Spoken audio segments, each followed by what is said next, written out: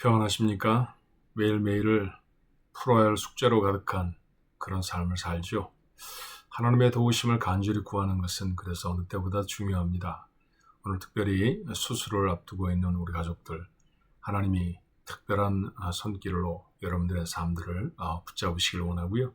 수술 잘 되어서 기쁜 모습으로 우리 예배당에서 예배하는 자리에서 뵙게 되기를 바랍니다. 기도함으로 7월 30일 목요일 매일 예배 우리 하나님 앞에 시작합니다. 하나님, 살면 살수록 자신이 없어지는 인생입니다. 해보면 해볼수록 무엇이든지 잘하게 되는데 왜 인생은 그러지 못할까요? 저희들이 예측하고 풀어나갈 수 있는 힘은 턱없이 부족한 문제들이 늘 우리를 엄습합니다. 때마다 하나님의 도우심을 구할 수밖에 없습니다. 어쩌면 우리가 살아간 삶의 질곡은 하나님을 찾게 되어지는 귀하고 복된 길일 수도 있다는 생각이 듭니다. 하나님 그렇습니다. 어려운 일을 당했을 때 낙심하고 절망할 것이 아니라 도리어 하나님을 바라보는 귀한 시간이 되도록 주님 도와 주시옵소서. 오늘 이 아침에도 주신 하루 선물과 복이 되어지기를 간절히 원하며 하나님 앞에 섰습니다.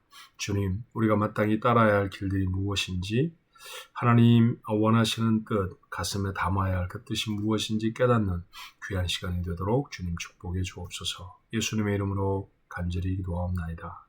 아멘.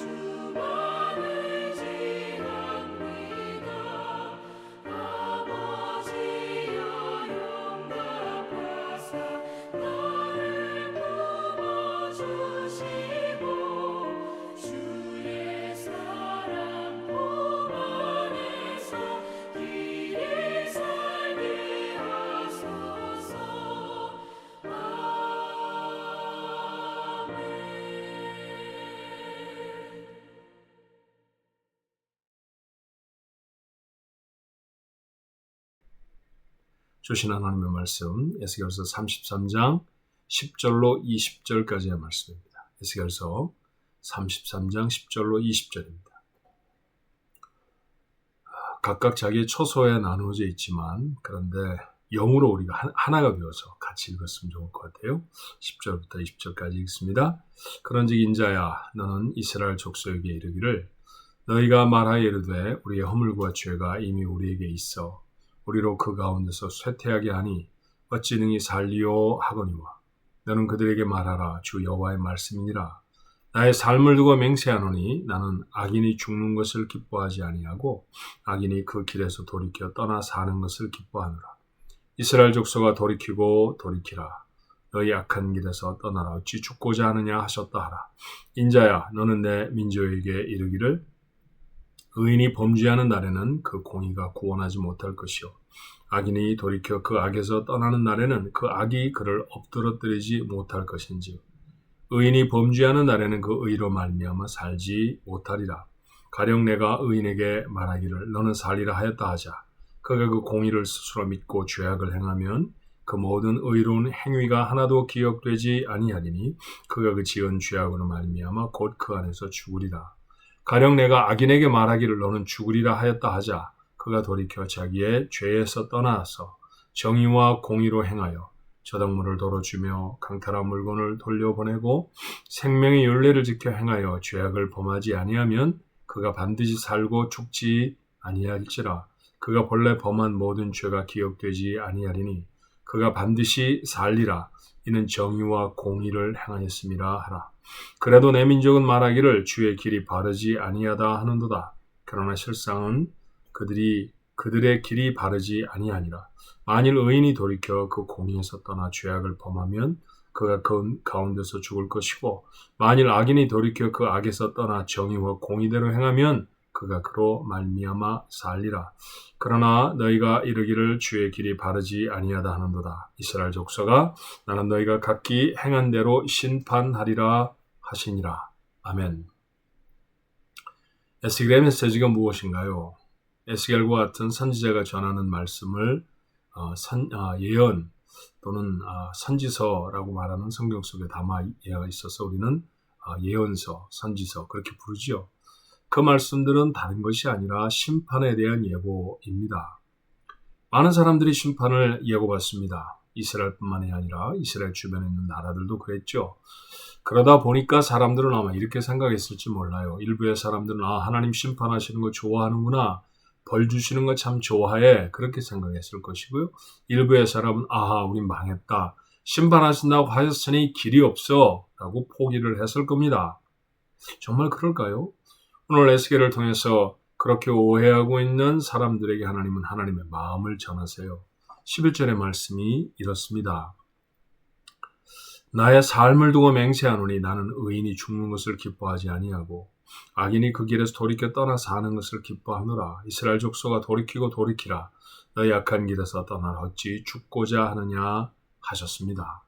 자, 정리를 좀 해볼까요? 심판이 예고되어 있습니다. 왜 심판을 당해야 하는지 그들이 압니다.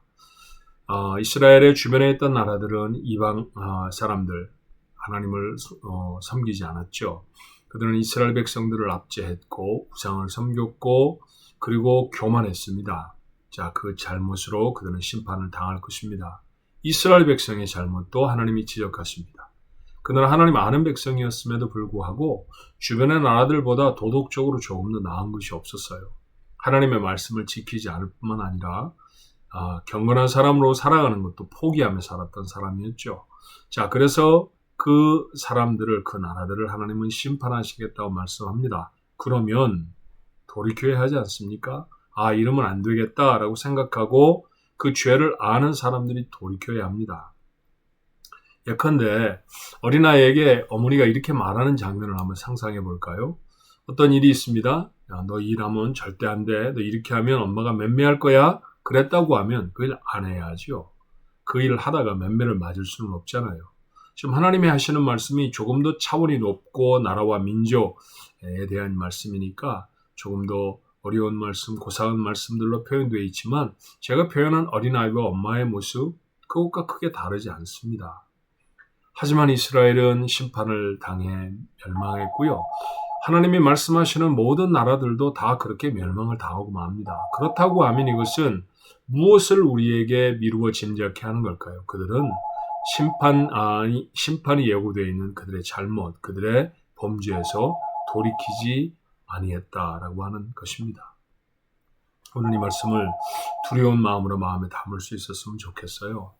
우리가 살아가면서도 얼마나 많이 하나님의 심판을 예고받는지 모릅니다. 어떤 작은 사건이 일어날 수도 있죠. 또 작은 손해가 생길 수도 있습니다. 고난에 빠질 수도 있죠.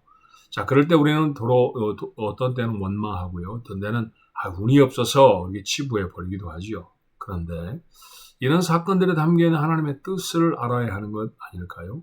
불평과 원망이 아니라 자신의 삶을 살피는 것이 문제여야 합니다. 크고 작은 문제들을 통해서 하나님의 메시지를 우리에게 담아서 보여주실 수 있잖아요. 자, 그렇다고 하면 그 말씀, 그런 사건과 그런 어려움 앞에 말씀에 자기를 비추어 보는 삶이 필요합니다. 내가 혹시 하나님의 말씀을 벗어난 것은 없는지, 내 삶에서 혹시 하나님이 원하시지 아니하는 죄악, 그런 것들이 반복적으로 계속되고 있는 것이 아닌지 돌아볼 수 있어야 해요. 자, 그렇게 만약 자신의 잘못을 깨달았다고 하면 회개하고 돌이키는 겁니다. 오늘 하나님이 이스라엘 백성에게 전하신 에피소드가 있었죠.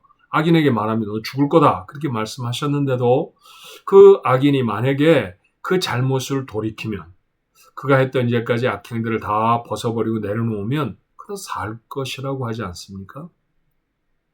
운명이 정해졌다 이런 말들 많이 하지만 사실은 하나님의 예정은 그보다 훨씬 더 스펙트럼이 넓죠.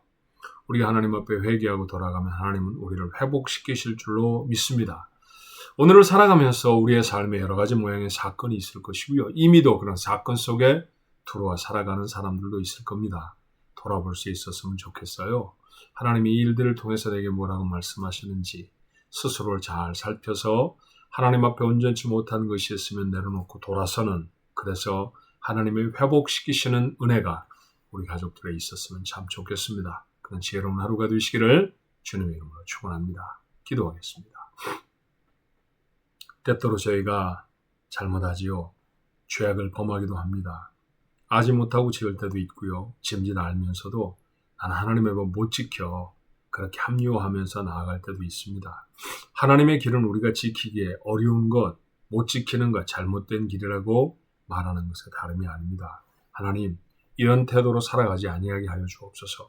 크고 작은 문제가 개인에게도 민족과 나라 속에도 역사 속에도 일어나는 그 시간을 살아가지 않습니까? 그렇다고 하면 이 앞에 겸손해져야 할 것입니다. 스스로를 돌아보는 귀한 시간이 되게 해 주옵소서. 우리의 말에, 우리의 마음에 담았던 생각들에, 우리의 행동과 표정에, 우리의 삶의 가치관에, 우리가 함께 모여 이루고 있는 모든 관계들 속에 우리가 하나님 앞에 범죄하는 것은 혹시 없었는지 돌아보게 하시고, 하나님의 마음에 합하지 않은 것이 있다고 하면 오늘 용기를 주옵소서. 내려놓게 하옵소서. 회개는 입으로 잘못했습니다 라고 말하는 것에 그치는 것이 아니라 행동을 그리하지 않는 데까지 나아가는 것이어야 할 것입니다. 우리는 심히도 연약해 하나님의 도우심을 얻지 않으면 거룩한 삶으로 살아갈 수 없사오니 성령님, 저에게 역사하여 주시어서 주께서 원하시는 삶을 살아가도록 우리의 가족들의 삶을 지켜주옵시고, 혹이라도 고난을 당하였다고 하면 그것이 만약 우리의 잘못과 어려움들을 깨우치려고 하신 하나님의 메시지를 담은 사건이었다고 하면 주여 돌이켜 하나님 앞에 새롭게 섬으로 회복되어지는 놀라운 역사와 은혜가 우리 가족들의 것이 되어지도록 도와주옵소서. 오늘 하루 그런 거룩한 지혜로 살아가는 우리 모두가 되도록 축복하옵소서. 예수님의 이름으로 간절히 기도하옵나이다. 아멘.